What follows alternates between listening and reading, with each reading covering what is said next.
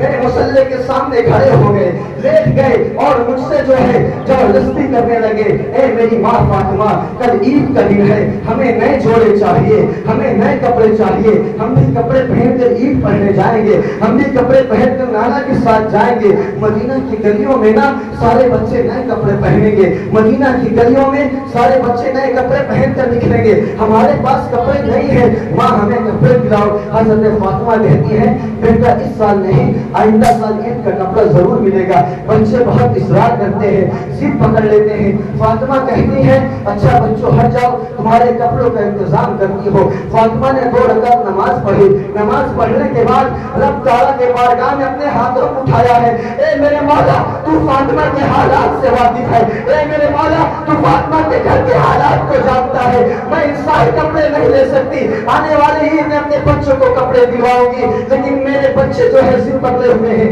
میرے بچے پسند ہو گئے ہیں کپڑے کے لیے، اے میرے مولا تو کپڑے کا انتظام کر دے، تجھے میرے بچوں کو کپڑے کا انتظام کر دے۔ حضرت فاطمہ الزہرا کہتی ہے میں نے رب کے سامنے رویا، گڑگڑایا، دعا مانگی، رب سے فریاد کی اور مصلی اٹھا کر میں نے رکھ دیا۔ اب شام کو سوئی ہوں، صبح کو جب اٹھی فجر کی نماز پڑھی، پھر میں نے دعا کی۔ فاطمہ الزہرا کہتی پھر میں نے دعا کی، نماز پڑھنے کے بعد دعا کی، دعا کے بعد مصلی کو رکھ دیا ہے، دروازے پر دستک ہوتی ہے، اے فاطمہ زہرا دیکھو کوئی آیا ہے۔ فاطمہ کہتی ہے میں نے دروازہ کھولا اور پردے کی آڑ سے پوچھ لیا اے آنے والے شخص ذرا بتا تو کون ہے، تو کہاں سے آ رہا ہے، کیا کام ہے تیرا، کس لیے آیا ہے؟ وہ شخص کہتا ہے اے فاطمہ مجھے نہیں پہچانا، میں تمہارے گھر کا درزی ہوں اور یہ بچوں کے کپڑے لے کر آیا ہوں۔ فاطمہ الزہرا کپڑا دیکھتی ہے، خوش ہو جاتی ہے، اپنے بچوں کو دکھاتی ہے، ایک الگ رنگ کا کپڑا تھا، ایک دم دنیا سے الگ کپڑا تھا،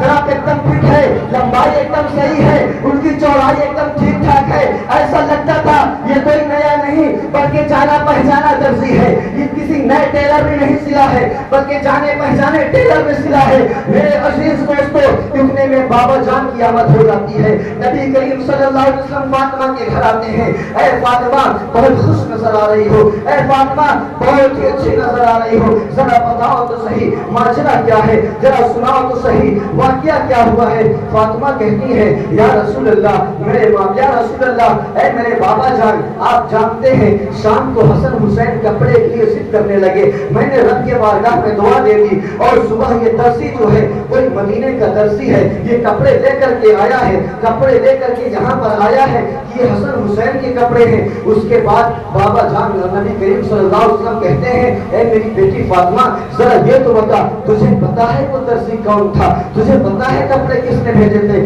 کہا نہیں اللہ اور اس کا رسول بہتر جانتے ہیں، ہم نہیں بتا سکتے۔ کہا جب تجھے پتا نہیں ہے تو سننا چاہے گی کون تھا؟ کہا ہاں یا رسول اللہ بتائیے تو صحیح وہ انجان درزی کون تھا جس کو فاطمہ جانتی نہیں ہے، جو فاطمہ کے پاس کبھی درزی بن کر آیا نہیں ہے۔ نبی کریم نے کہا اے میری بیٹی فاطمہ جب تو رات میں دعا کر رہی تھی عرش الہی کانپ رہا تھا، رب کی رحمت کو گوارا نہ ہوا، اللہ نے جنت سے جبریل امین کے ہاتھوں میں یہ جوڑا دیا کہ جاؤ جبریل اور حسن حسین کے لیے جوڑا لے کر جنت میں جاؤ۔ وہ جو درزی آیا تھا کوئی اور نہیں سید الملائکہ فرشتوں کے سردار حضرت جبریل امین کے تمہارے گھر میں درزی بن کر آئے۔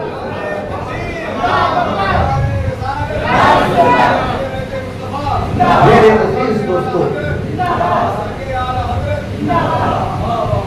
یہ اہل بیت کا مقام ہے جن کے مقام کو کوئی نہیں پہنچ سکتا، یہ حسنین کریمین کا مقام ہے، یہ ان کا مرتبہ ہے، اور انہی حسنین کریمین سے انہی حضرت امام حسین سے کرب و بلا کے میدان میں وہ یزیدی لشکر، وہ یزیدی جہنمی کتے جنگ کرنے کے لیے آئے تھے۔ لیکن ایک بات دل کی بتا دوں امام حسین وہاں پر 72 تھے، یزیدیوں کی طرف 22,000 تھے۔ میرا دل یہ کہتا ہے 22,000 نہیں، 22 لاکھ نہیں، 22 کروڑ نہیں، 22 ارب نہیں، بلکہ روئے زمین پر قیامت تک جتنے انسان پیدا ہونے والے تھے سارے انسان کربلا کے میدان میں ہوتے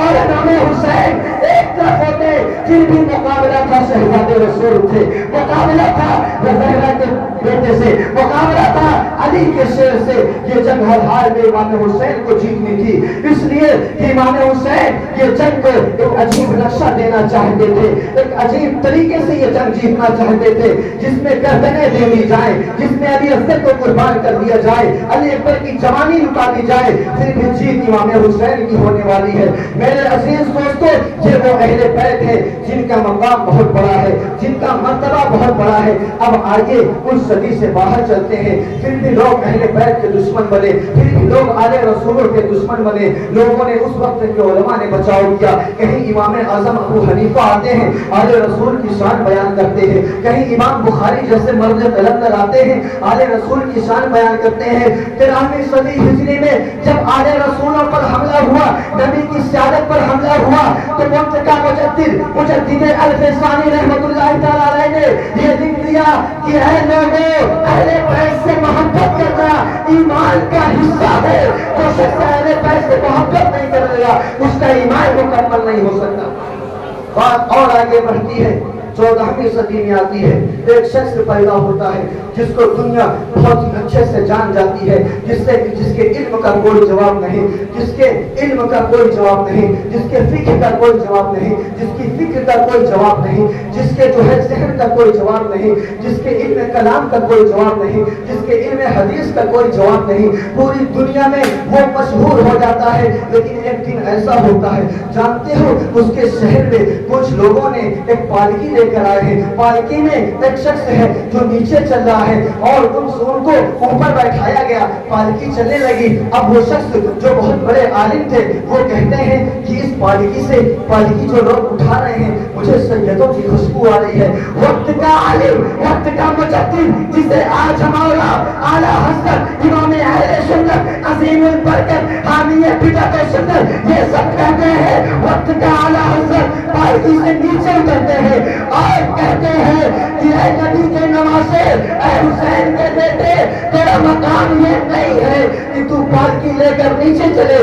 بلکہ تو اوپر بیٹھ۔ مجدد پیچھے چلے گا، مجدد اپنے سر پہ اپنے کاندھوں پر پالکی رکھے گا۔ اعلیٰ حضرت نے بتا دیا کہ سیدوں کا مقام کیا ہے، اور یہ کہا کیسے آقاؤں کا بندہ ہوں رضا، بول والے ہیں میری سرکاروں، کیسے آقاؤں کا بندہ ہوں رضا، بول والے ہیں میری سرکاروں کے۔ تیری نسل پاک میں ہے بچہ بچہ نور کا، تو ہے عین نور تیرا سب گھرانہ نور کا، تو ہے عین نور تیرا سب گھرانہ نور کا۔ میرے عزیز دوستو، بہت سارے لوگ آل محمد پر حملہ کرتے ہوئے نظر آتے ہیں، بہت سارے لوگ ایسے ہیں جو حسین کی اولاد کو مٹانا چاہتے ہیں۔ آج بھی ان کے دلوں میں امام حسین اور ان کی اولادوں کا بغض رکھا ہوا ہے۔ تو یاد رکھو میرے عزیز دوستو، اگر بغض سے اہل بیت لے کر اس دنیا سے جائیں گے تو دنیا تو خراب تھی، آخرت بھی خراب ہوگی۔ اور اگر اہل بیت کی محبت دل میں ہے، اہل بیت کا عشق دل میں ہے، تو یہ حدیث سن لو، اور حدیث سننے کے بعد اگر عشق تھوڑا ہوگا تو اور بڑھا لینا، محبت تھوڑی ہوگی تو اور بڑھا لینا۔ رسول گرامی وقار کا ارشاد ہے، اہل بیت محمد علی آل محمد، محمد علی حب آل محمد، ماتا شہیدن۔ اہل بیت کی محبت میں مرنے والا انسان عام آدمی کی طرح نہیں بلکہ شہادت کی موت مرتا ہے۔ اہل بیت کی محبت میں مرنے والا انسان شہیدوں کی موت مرتا ہے۔ تبھی تو ہم کہتے ہیں اے مٹانے والے، تم نے بہت سوچا ہے مٹانے کو، قیامت تک یہ نسل نہ مٹے گی، اس لیے کہ ہم ہیں در شبیر پہ پلکوں کو بچھانے والے، ہم حسینی علم دل پہ لگانے والے۔ ہرملا او ہرملا تیر چلا، تجھ میں اگر ہے ہمت، مٹ نہیں سکتے محمد کے گھرانے والے، ڈر نہیں سکتے محمد کے گھرانے والے۔ مجھ کو تاریخ کے اوراق بتاتے ہیں حسین، مٹ گئے تیرے گھرانے کو مٹانے والے، مٹ گئے تیرے گھرانے کو مٹانے والے۔ اب میں آخری بات پر آنے لگا ہوں، میں اہل بیت کی فضیلت اور اہل بیت کے مرتبے کو آپ کے بتانے لگ گیا تھا، لیکن میرے عزیز دوستو، یہ اہل بیت وہ چیز ہے جس کے بارے میں اللہ کے رسول نے ارشاد فرمایا، मेरी अहले बैत कश्ती नूह के मानिंद है, जो इन पर सवार हो जाएगा, जो इनका दामन थाम लेगा, वो कभी गुमराह नहीं हो सकता है, वो कभी नाकाम नहीं हो सकता है। इसलिए इन अहले बैत के दामन को पकड़ लो, इन आले रसूलों के इश्क में मचल जाओ, इन आले रसूल के दामन से वाबस्ता हो जाओ। और इसलिए इसकी आखिरी सनद ये भी है, रसूल गिरामी वक़ार सल्लल्लाहु अलैहि वसल्लम का विसाल के वक्त करीब आता है, तमाम सहाबा को जमा करते हैं, ऐ सिद्दीक़ अकबर आओ आगे आ जाओ, ए फारूक आज़म आओ तुम भी इस तरफ आगे आ जाओ,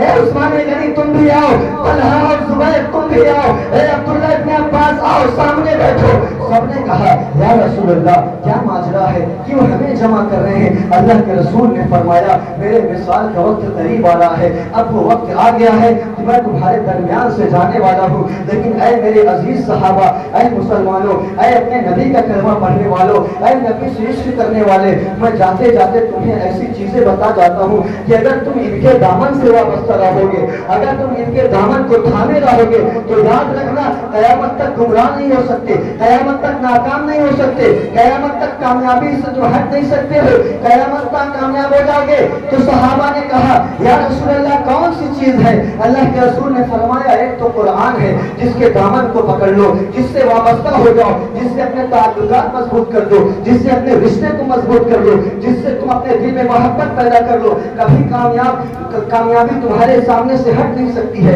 हमेशा कामयाब रहोगे, गुमराह नहीं हो सकते हो, हमेशा सही रास्ते पर चलोगे। सहाबा ने अर्ज किया या रसूल अल्लाह एक तो कुरान हो गया, दूसरी चीज कौन सी है? कहा मेरी अहले बैत से मोहब्बत करोगे, हमेशा कामयाब रहोगे, अहले बैत के दामन को पकड़ोगे, कभी नाकाम नहीं हो सकते हो, कभी गुमराह नहीं हो सकते हो। तो पता चला इस दुनिया में अगर सर उठा के जीना है तो अहले बैत से मोहब्बत ही एक है, अहले बैत से मोहब्बत करना है। अगर इस दुनिया में सर उठा के